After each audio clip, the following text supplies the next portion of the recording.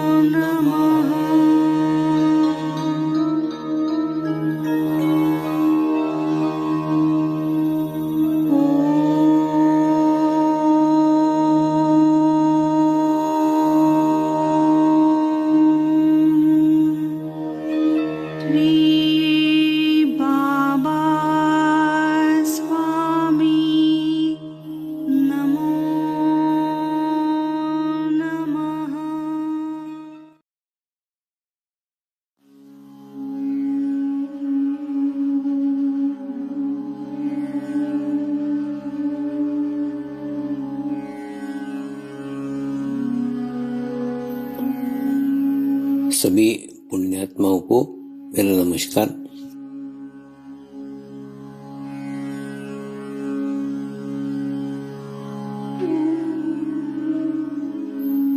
गुरुर्ब्रह्मा गुरुर्विष्णु गुरुर्देवो महेश्वरा गुरु साक्षात् परब्रह्म तस्मै श्री गुरवे नमः।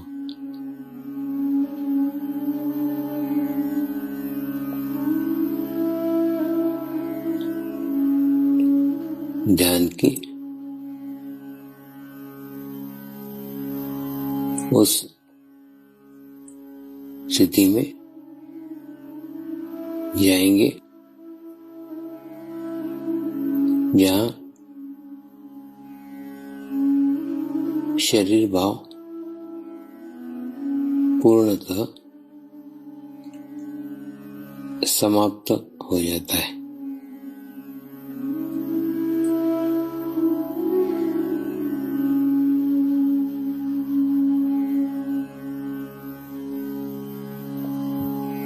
अपने पूरे शरीर को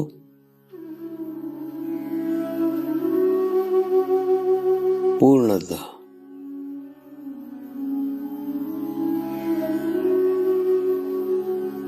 शिथिल छोड़ देंगे, एकदम रिलैक्स हो जाइए।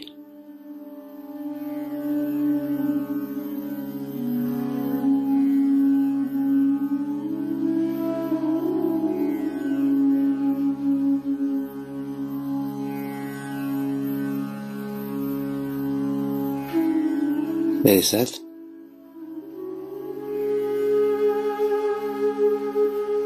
मंत्र का उच्चारण करेंगे।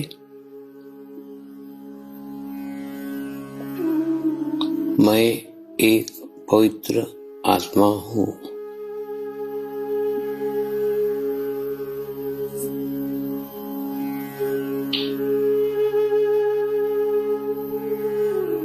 मैं एक शुद्ध आत्मा हूँ।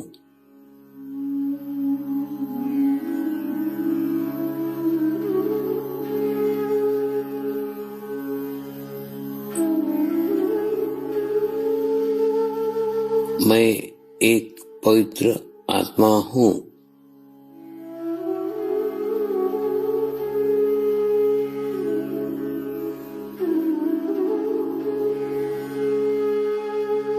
मैं एक शुद्ध आत्मा हूँ।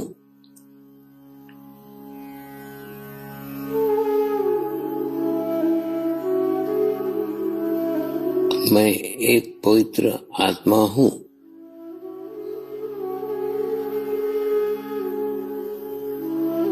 मैं एक शुद्ध आत्मा हूँ।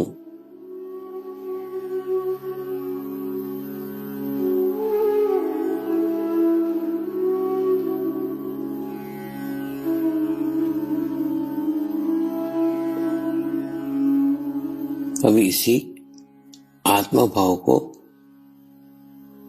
बनाए रखते हुए गुरु मंत्र का उच्चारण करेंगे।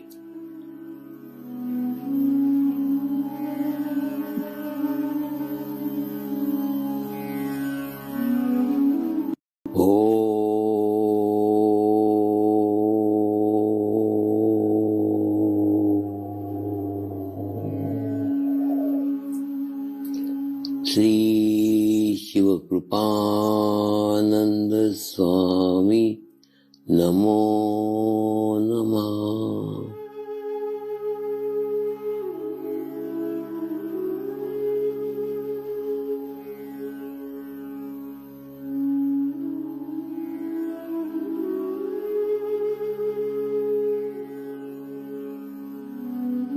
ओम श्री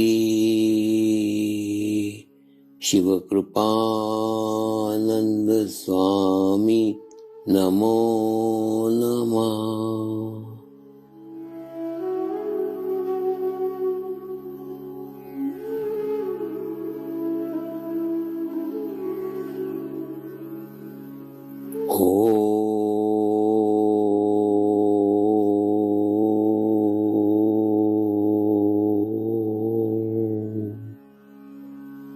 श्री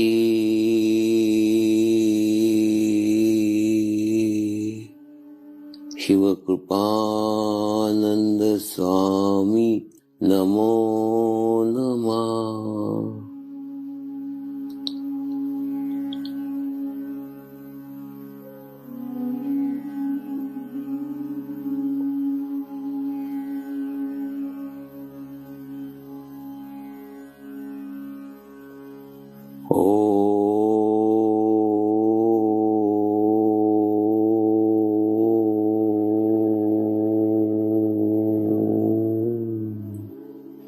श्री शिव कृपानंद स्वामी नमो नमः।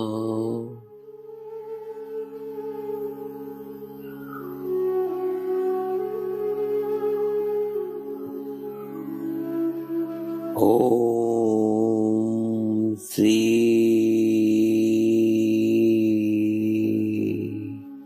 शिव कृपानंद स्वामी नमो नमः।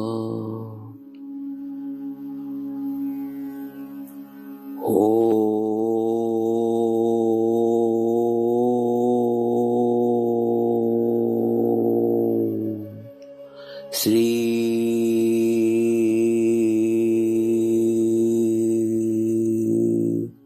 शिव कृपानंद स्वामी नमो नमः।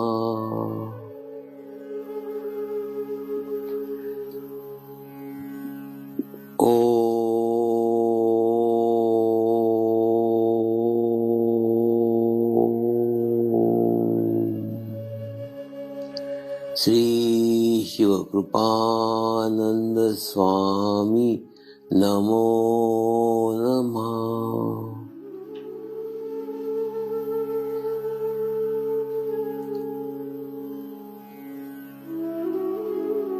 ओम श्री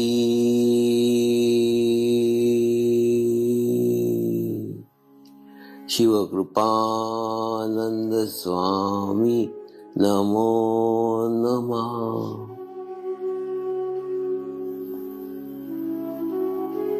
ओम श्री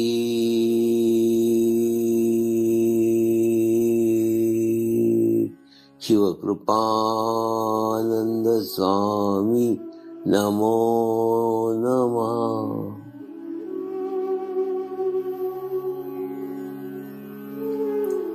अब आप अपना चित्त सहस्त्रार पर रख के थोड़ी देर के लिए ध्यान में जाएंगे।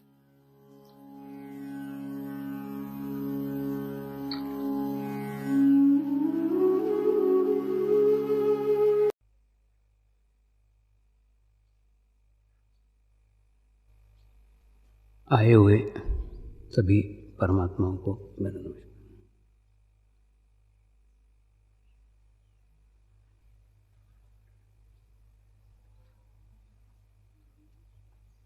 श्री गुरु शक्ति धाम के सानिध्य में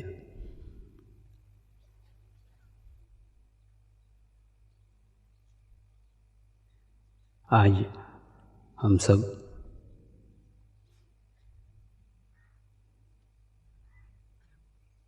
दसवां चैतन्य महोत्सव मनाने जा रहे हैं।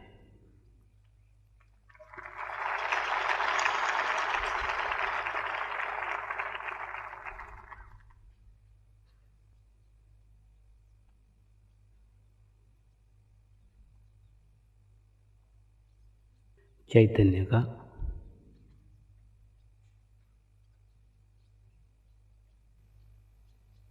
अवतरण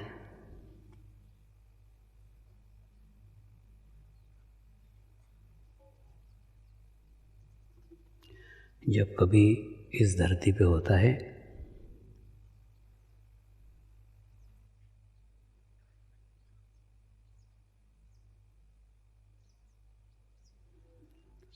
तो वो एक शरीर के माध्यम के रूप में होता है।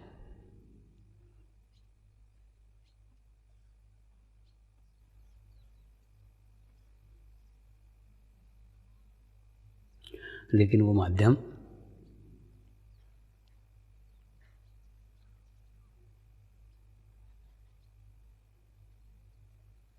अपने साथ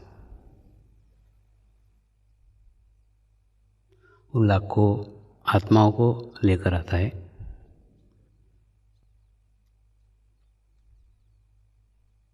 जो लाखों आत्माएं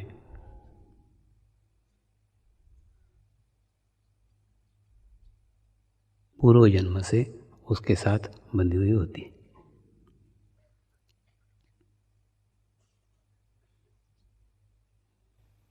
इसलिए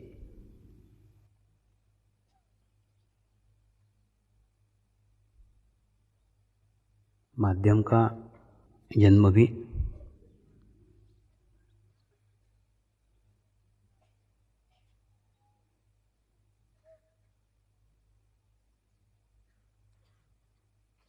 एक बहुत बड़ी आध्यात्मिक क्रांति है।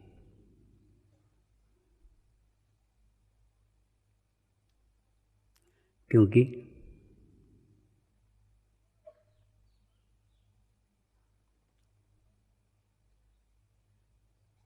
उसके जन्म के साथ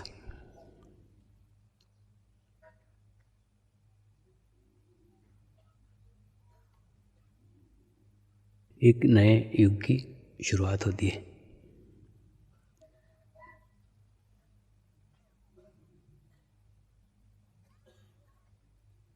तो ऐसी घटना को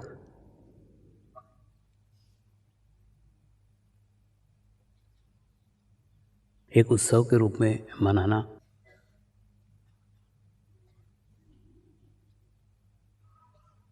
ऐसी घटना को एक उत्सव का स्वरूप प्रदान करना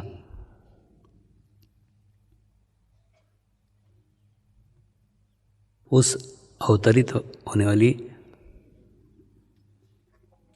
शक्तियों को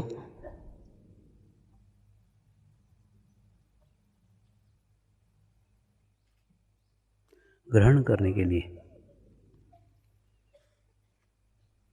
अपनी गुणग्राहकता बढ़ाना है,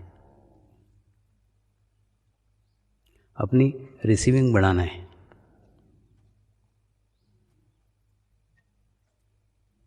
उत्सव के माध्यम से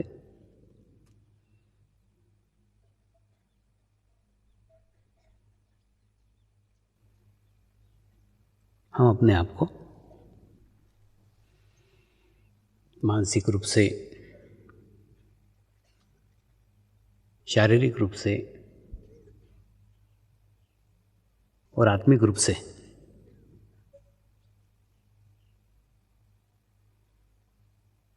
तैयार करते हैं। और इसी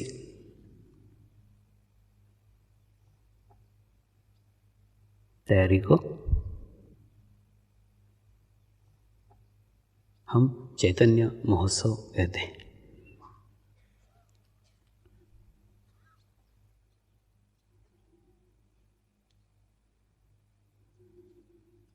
इतनी बड़ी सामूहिकता की ऊर्जा शक्ति को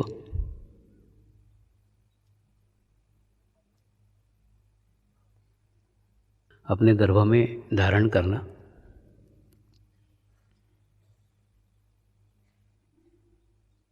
वृद्धिगत करना, संगोपन करना और जन्म देना,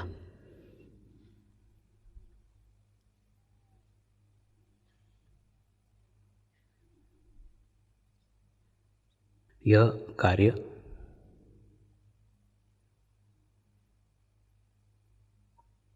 एक स्त्री का नहीं हो सकता। उसके लिए भी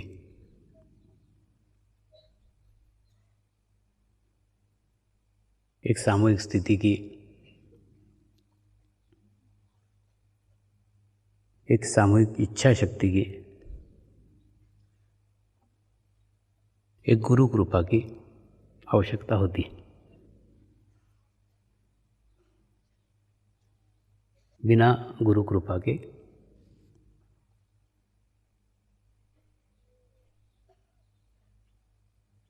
कोई भी एक स्त्री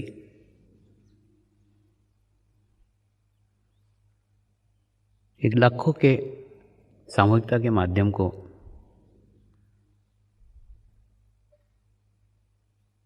जन्म दे, ये संभव ही नहीं है।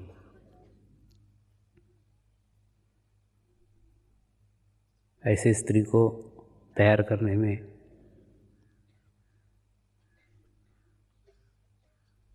ऐसे स्त्री का निर्माण करने में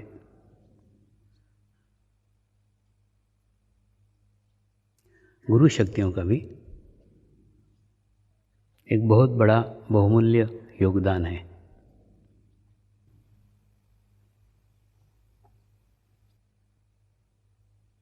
इसलिए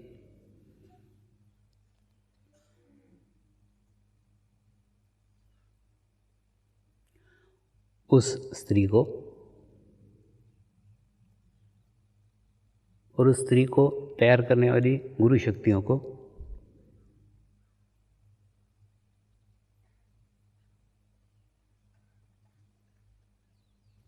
याद किए बिना, स्मरण किए बिना आज का चैतन्य महोत्सव अधूरा है। ये सब बातें आपके लिए इसलिए कह रहा हूँ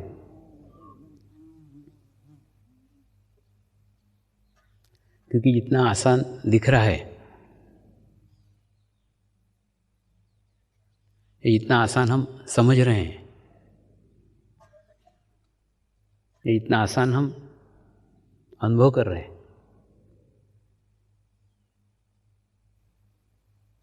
ऐसा आसान कुछ भी नहीं है।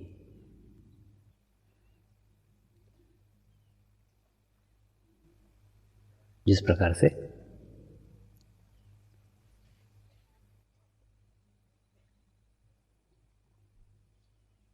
स्वर्ग से गंगा का अवतरण करने के लिए भागीरथ प्रयत्न की आवश्यकता थी,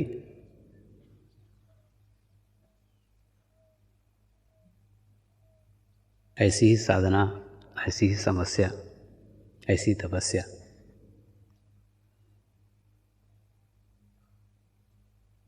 और ऐसी ही गुरु कृपा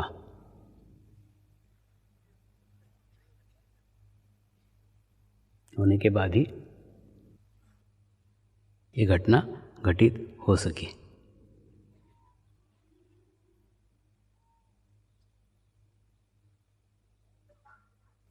प्रत्येक माध्यम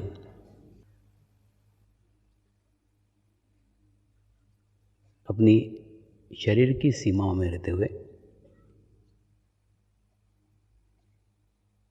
अपने शरीर धर्म का पालन करते हुए धीरे धीरे विकसित होता है,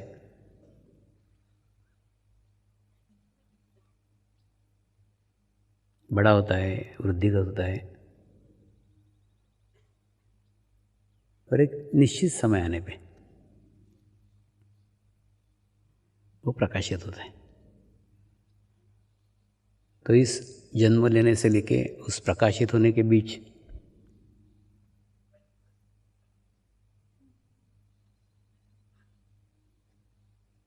एक सामान्य बालक में और माध्यम में एक ही अंतर होता है। माध्यम की दृढ़ इच्छा शक्ति होती है, वो बचपन से ही एक संकल्प लेके पैदा हुआ रहता है और धीरे धीरे वो अपने लक्ष्य की ओर आगे बढ़ते ही रहता है। इसलिए ऐसे प्रकाशित माध्यम को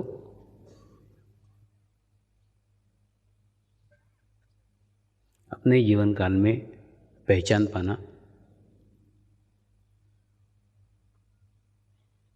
अपने जीवन काल में जान पाना, अपने जीवन काल में मानना, ये सर्वोच्च स्थिति है। और उसके सानिध्य में रहना,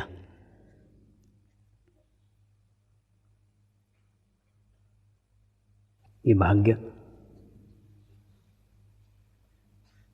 लाखों आत्माओं में से कुछ आत्माओं को ही प्राप्त हो पाता है।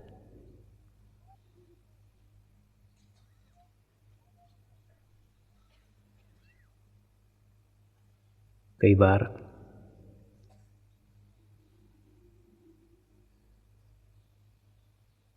मुझे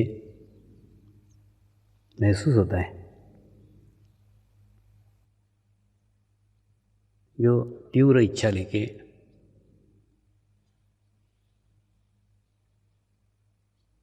जो तीव्र इच्छा शक्ति लेके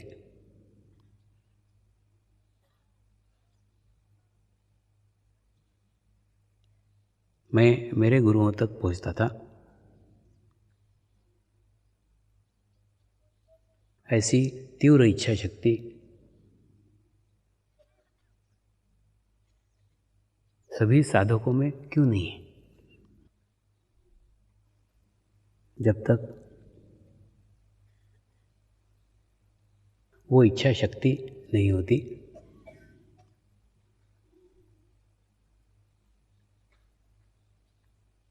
तब तक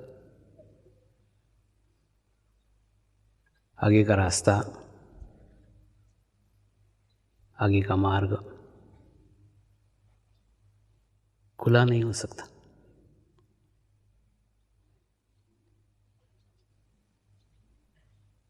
मैं चाहता हूँ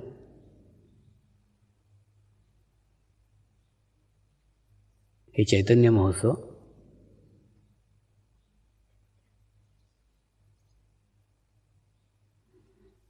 सभी साधकों में,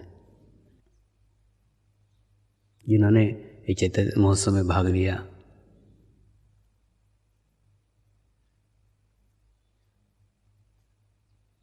जो इस चैतन्य महोत्सव में भाग नहीं ले सके,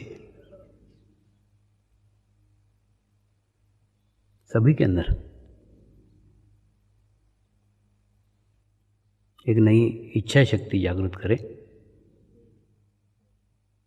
एक नई उमंग जागृत करे, जिससे उनको ये एहसास हो हम किसके सानिध्य में जी रहे हैं, हम किसके जीवन काल में जी रहे हैं, और जीवन काल का असर,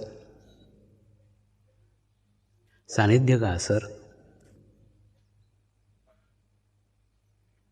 अगर साधक के जीवन में बदलाव न कर सके, रूपांतरण न कर सके, तो दोष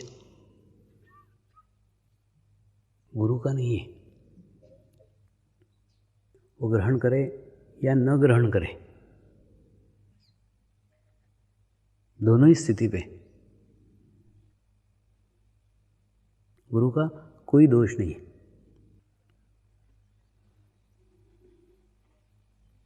आज सुबह मैं रोज की तरह सूर्य का उदय होने की प्रतीक्षा कर रहा था।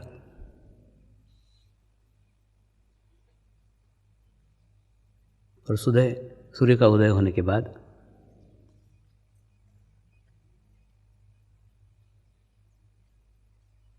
सूर्य दर्शन करके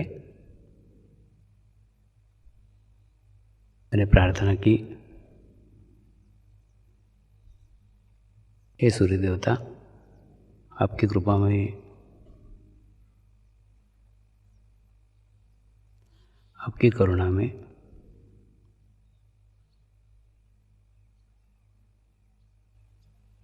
मुझे ये नया साल देखने का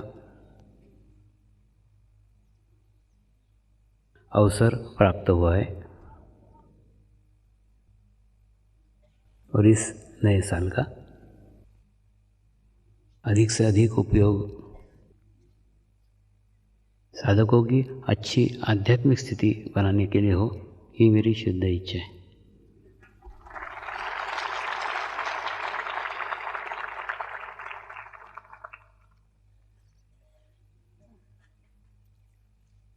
क्योंकि साधकों की आध्यात्मिक स्थिति सर्वोपरि है, वही होना चाहिए।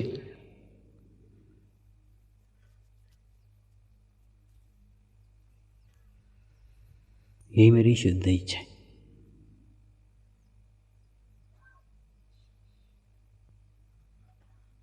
सूर्य देवता ने मैसेज दिया,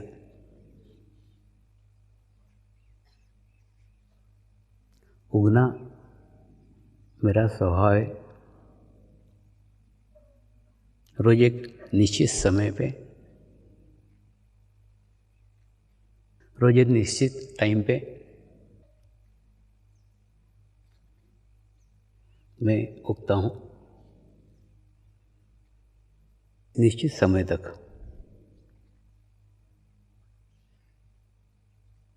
प्रकाशित रहता हूँ, प्रकाश देते रहता हूँ, और निश्चित समय के बाद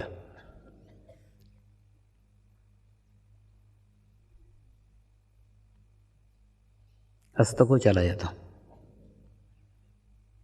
मेरा जीवन एक दिन का है, कुछ घंटे का है, कुछ क्षणों का है।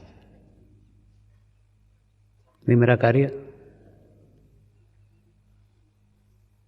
बड़ी ईमानदारी से, बड़े समय से, अच्छे भाव के साथ करता हूँ।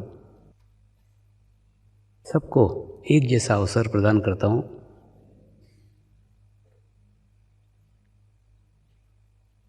किसी जाति का, किसी भाषा का, किसी धर्म का, किसी देश का, किसी लिंग का, किसी घर का, किसी पेड़ का, किसी प्राणी का, किसी जीव का, कोई भेदभाव नहीं करता।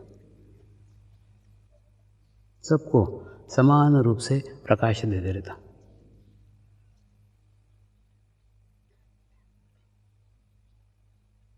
लेकिन किस व्यक्ति ने इतना प्रकाश ग्रहण करना, किस पेड़ ने कितनी धूप ग्रहण करना,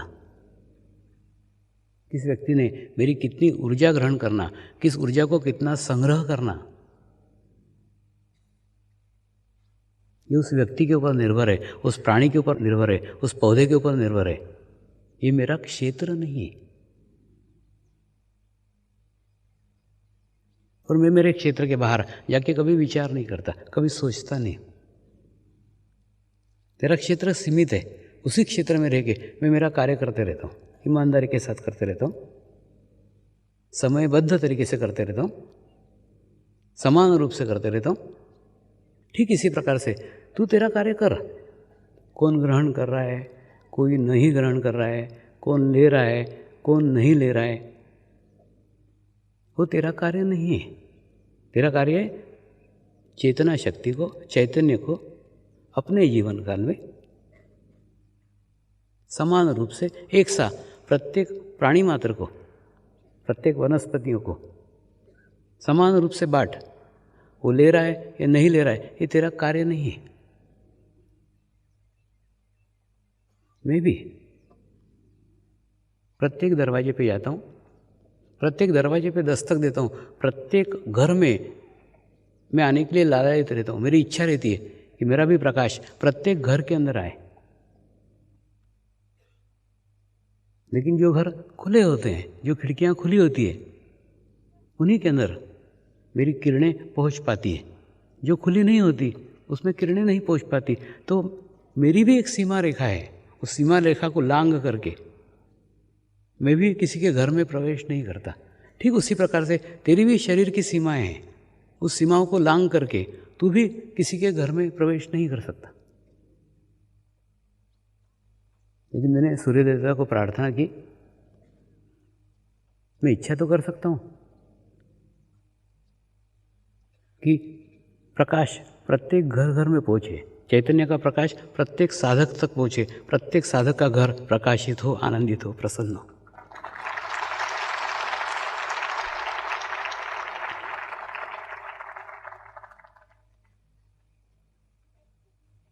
गुरु की स्थिति भी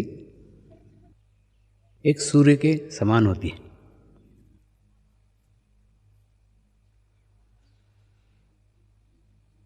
क्योंकि सद्गुरु भी प्रकृति से जुड़ा हुआ रहता है। प्रकृति का स्वभाव, प्रकृति का असर उसके ऊपर पड़ता ही है। उसका भी स्वभाव सूर्य के समान हो जाता है, प्रकृति के समान हो जाता है। आप भी पिछले 10 सालों से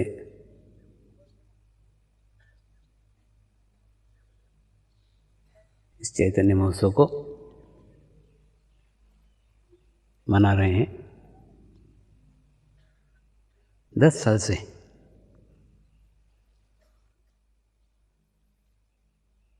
एक उत्सव का स्वरूप उसको दे रहे हैं। और जिस प्रकार एक उत्सव में जाते हैं, उसी तरीके से इसमें उत्सव की तरह ही खुश होके, प्रसन्न होके अपनी रिसीविंग को बढ़ा करके शामिल होते हैं।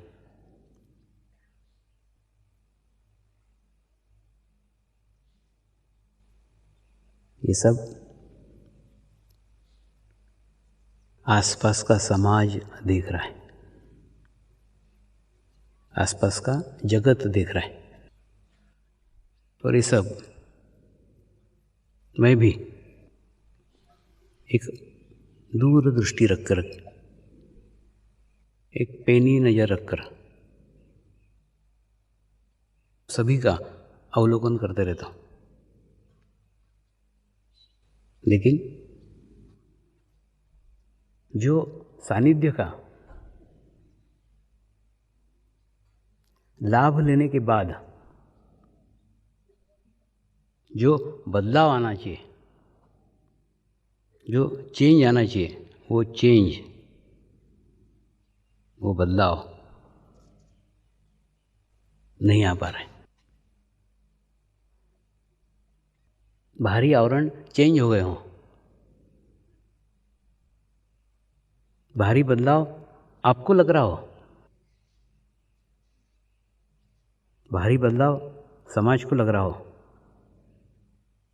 बाहरी बदलाव दुनिया को लग रहा हो, वो बाहरी ही है, भीतरी नहीं। भीतरी होने की आवश्यकता है। भीतर में कुछ चेंज चाहिए, भीतर में कुछ बदलाव चाहिए।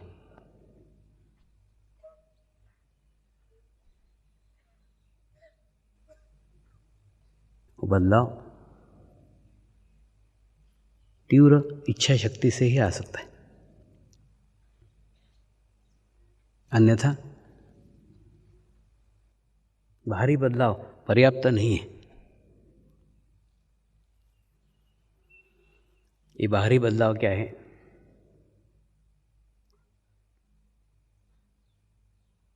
ये भीतरी बदलाव क्या है, क्या बदलाव हुआ है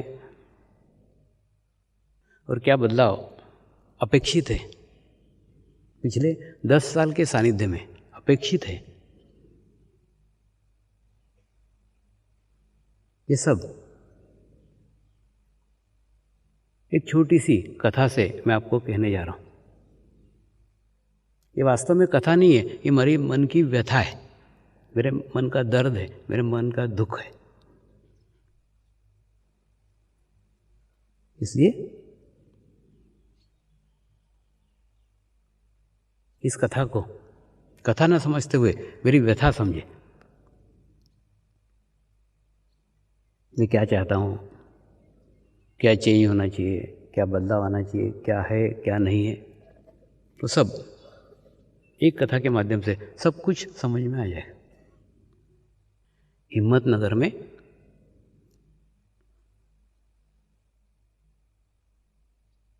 एक अंबालाल नाम का कुम्हार रहता था।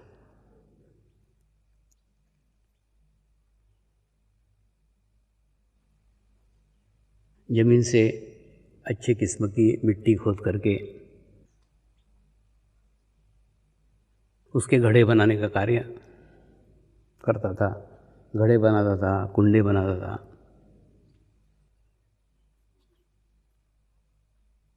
और वो बाजार में बेचने का कार्य करता था।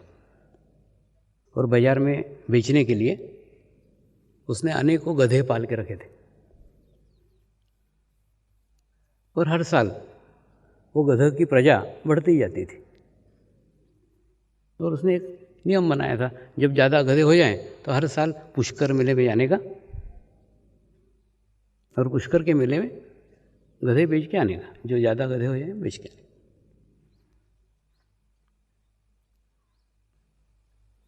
ऐसे ही एक बार ये अंबालाल कुम्हार हमारा गधे बेचने के लिए पुष्कर के मेले में गया।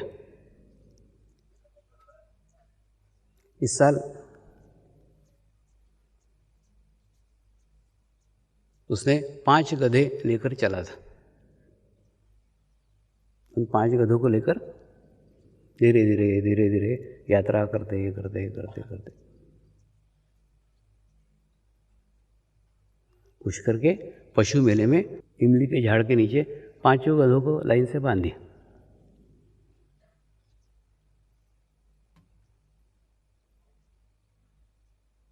बाकी जगह भी कुछ गधे रखे थे, कुछ गाय थे, घोड़े थे, ऐसा पशु मेला लगा हुआ था। इसमें कोई भी गिराईक आता था, गधों की कीमत पूछता था, तो गधों की कीमत जो बताता था वो सुन करके सामने वाला भड़क जाता था। वो बताता था 1 नंबर का गधा 200 रुपये का, 2 नंबर का गधा 200 रुपये का, 3 नंबर का गधा 200 रुपये का, 4 नंबर का गधा 200 रुपये का, 5 नंबर का गधा 1200 रुपये का। और जो 5 नंबर का गधा था उस पर जय बाबा स्वामी का स्कार्फ बंधा हुआ था। तो सब लोग बड़े विचित्र नज़र से देखते थे और सोचते थे जब ये 1000 रुपये ज़्यादा मांग रहा है तो निश्चित इस गधे में कुछ तो भी होगा, चमत्कारिक गधा होगा। वो बोले इसीलिए उसके ऊपर स्कार्फ बंधा हुआ है। तो धीरे धीरे धीरे धीरे वो गधा तो एक भी नहीं बिका, लेकिन इन गधों की चर्चा पूरे बाजार में हो गई। जो आ रहा है वो बात कर रहा है और बड़े बड़े भाव के दृष्टि से देखते थे उस 5वें गधे की ओर जिसके ऊपर स्कार्फ बंधा हुआ था। वही लोग बोलते थे हा हा हा क्या दुलत्ती झाड़ता है, दुलत्ती झाड़ता है, उसमें से वाइब्रेशन निकलते। उसके बाद में कुछ लोग बोलते थे नहीं नहीं उसके सानिध्य में अच्छा लगता है, जब तो इसके दाम इतने ज़्यादा है, क्योंकि 1000 रुपये ज़्यादा मांग रहा है तो निश्चित ही कुछ तो भी भीतर भी चेंज होगा, भीतर भी बदलाव होगा। कोई बोलते नहीं नहीं इसके ऊपर गुरु कृपा हुई है क्योंकि स्कार्फ बंधा हुआ है। तो ऐसे अलग अलग लोग अलग अलग आके चर्चाएं करते थे। बाद में धीरे धीरे धीरे धीरे शाम तक पूरे बाजार में चर्चाएं फैल गई। एक चमत्कारिक गधा आया हुआ है, वो गधे के सानिध्य में बहुत अच्छा लगता है, वो गधे के सर पे स्कार्फ बंधा हुआ है। बाद में शाम तक वो कोई भी गधे नहीं बिके, पांचों के पांचों गधे रह गए, क्योंकि जो आता था वो चमत्कारिक गधे की तरफ ध्यान देता था, बाकी गधों की तरफ ध्यान नहीं देता। तो पशु मेला कमेटी का अध्यक्ष इस अम्बालाल कुम्हार के पास आया, बोले ये तूने पांचों गधे रखे हुए, इस पहले नंबर के गधे की कीमत 200 रुपये, दूसरे नंबर के गधे की कीमत 200 रुपये, तीसरे नंबर के गधे की कीमत 200 रुपये, चौथे नंबर के गधे की कीमत 200 रुपये, पांचवें की 1200 रुपये। तो तूने स्कार्फ भी बांध के रखा है इसके ऊपर, या कोई विशेष गधा है? दिखने को तो पांचों गधे एक जैसे दिखते हैं, रंग भी करीब करीब एक ही जैसा है, उनके दांत देखे तो दांत भी एक ही जैसे थे, यानी एक ही उम्र के थे, सबकी उम्र एक जैसी है, सब दिखने में भी एक जैसे ही हैं, ताकत में भी सब एक जैसे हैं, सब समान है। बाहरी रूप से तो कुछ चेंज नहीं नजर आ रहा है, बाहरी रूप से तो कुछ बदलाव नजर नहीं आ रहा है। तो हमको ये समझ में नहीं आ रहा है कि ये पांचवें गधे में ऐसा क्या है, उसकी कीमत 1200 रुपये मांग रहा है, 1000 रुपये ज़्यादा मांग रहा है।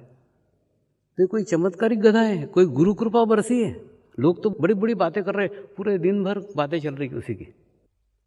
अम्बालाल कुम्हार बहुत शर्माया, फिर हंसने भी लग गया लोगों की मूर्खता के ऊपर। बाद में उसने बताया ऐसा कुछ भी नहीं है, इस पांचवें गधे ने मेरी 1000 की नोट खाई हुई है, तो वसूल तो करने की ना, इसलिए उसकी कीमत 1200 रुपये रखी। गधा तो गधा ही है वो।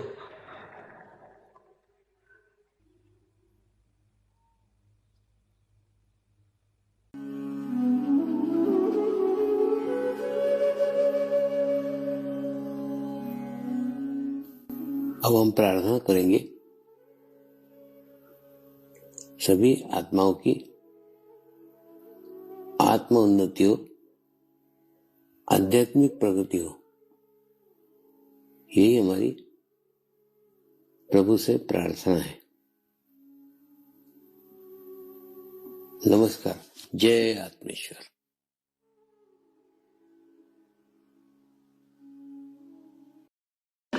शांति पाठ करेंगे। ओम द्यो शांति अंतरिक्षगम शांति पृथ्वी शांति रापः शांति रौषधय शांति वनस्पतयः शांति विश्वे देवाः शांति ब्रह्म शांति सर्वगं शांति शांतिरेव शांति क्षमा शांतिरेधि। ओम शांति शांति शांति सर्वारिष्ट सुशांतिर्भवतु।